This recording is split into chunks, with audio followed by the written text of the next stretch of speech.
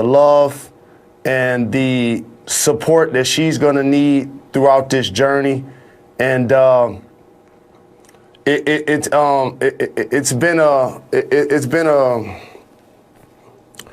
a tough few weeks, but this show is therapeutic for me. As you know, we pride ourselves in showing up every day and giving the people what they want. And I just want to wish my mother great health. That's all I want for my birthday. Well, your nephew Troy said that your mother, Jeannie Rose, is feeling strong today. And we want that as well. And you know what? It was nice of the Pistons to give you a gift as well, because last night the Pistons were taking on what many consider the NBA championship favorite Los Angeles Lakers. And what did the Pistons do last night for your birthday, Jalen Rose? All I know is I said, hey, Ma, the Pistons playing the Lakers tonight. She's like, they got LeBron James. That's all she said. But shout to the Pistons, because that's a big-time victory, Jacoby. Mm-hmm. And Wayne Ellington, for those that don't know, is leading the league in three-point percentage. Blake Griffin scored over 20 points for the first time in a really long time. Plumlee had a double-double, and Rose had double-figure points. Held LeBron James to 2 points in the second half. Of course, they were playing without Anthony Davis, but it was a big-time win by my hometown squad. It's so fun to watch the evolution of an NBA player, because Blake Griffin was so popular for his lob catching, his dunks, and athleticism, and now he's just like an old veteran out there. He shot 10 threes last night. He's always looking to pass instead of shoot, but it was an impressive win from the Lakers. But you also noticed something that the Lakers were doing without AD that you found interesting, and involves a gentleman by the name of Kyle Kuzma. What was that, Mr. Rose? Yes, as somebody that's a veteran in the league, and I follow real closely, clearly, and been traded a couple of times, when a player returns home, you want the guys on the team to give them their 2 tickets so they don't have to buy more for their family and friends. You want to feed them the ball so they look good in front of their hometown friends to get a chance to watch the TV on local cable.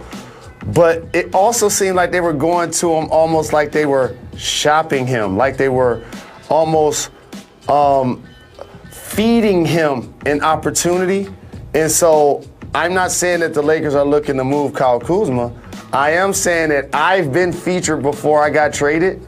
And while I was watching the game, because that's my nephew. So I'm like, okay, they're giving him the ball. They really giving him the ball. And I'm like, they giving him the ball. Again? Like, hold on, they shot. Yeah, exactly. Called another play for Kyle Kuzma? So it was good to see him ball, but that did stand out to me. Absolutely. There was another significant game in the Western Conference last night, and that was between the Portland Trailblazers and the Houston Rockets, and the Rockets have now won 4 straight games. Certainly better off than their trade partner, the Washington Wizards. But what do you feel about this Rockets team? Are they a playoff team? Could they challenge in the first round? What do you think of their 4-game win streak? I feel like the Rockets have done a fantastic job of reinventing itself. Think about the last time you've seen a playoff team in the offseason trade let go of one of the top general managers, one of the top coaches, and an MVP candidate, but still play good basketball while also planning for the future with the multiple draft picks they have coming. And Victor Oladipo is in the final year of his contract. And when he's healthy, he's an all-star. So is John Wall. They're in the same backcourt. Boogie Cousins. It didn't necessarily work out for him with Golden State or the Lakers. He playing for his basketball life.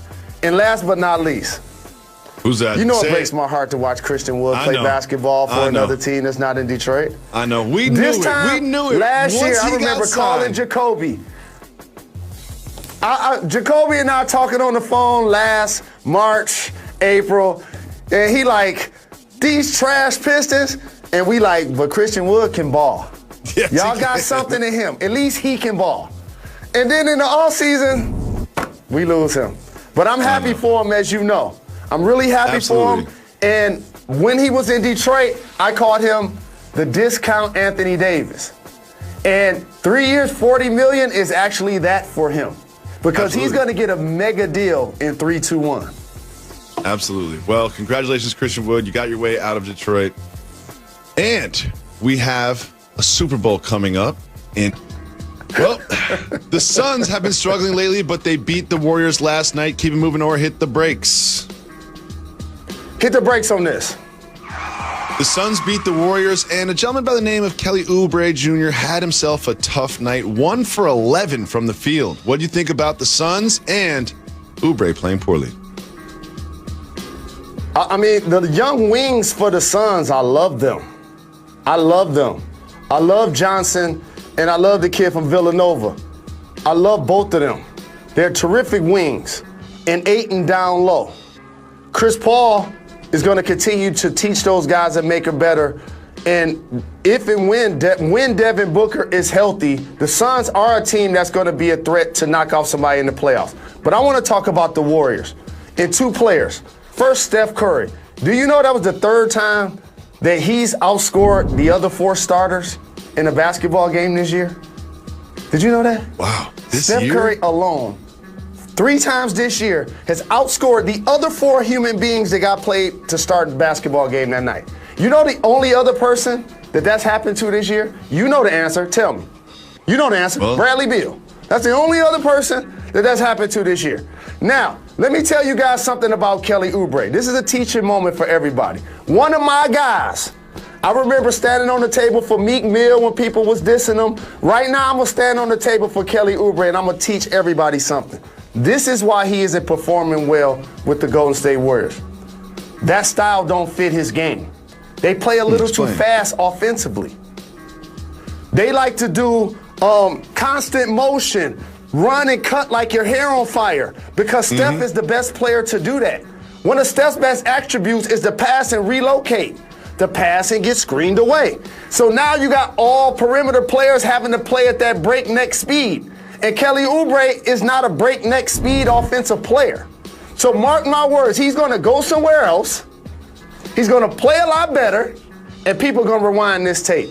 It's all because the tempo that the Golden State Warriors play with. He didn't forget how to play basketball.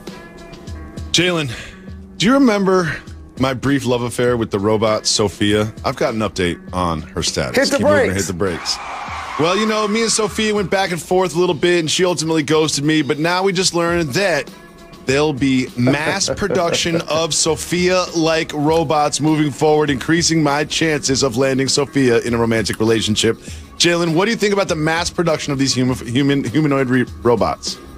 All I know is you better get on Joey Jacoby bandwagon, because I heard she executive producing Wendy Williams' documentary that's coming on this weekend. So you need to 10 o'clock on allow Lifetime. Sophia you need to allow Sophia to be a part of your dreams and focus on your reality. I have no idea what my wife is doing with me. She directed a documentary on Wendy Williams that airs at 10 o'clock on Saturday on Lifetime. Jalen, as we continue, people just want to give you love on your birthday episode. We have some words from your former basketball teammate, my former Celebrity Family Feud teammate, Jimmy King. I saw Sir Jinx bailing. Then I hit a left for Ruth Ellen. What up, Lo? What up, my brother? Happy birthday, Sir Jinx. J. Love you, Rose, family. Jimmy Jam. Yo, Fab Five brother. Yo, Blood brother. Yo, Back Court brother. Yo,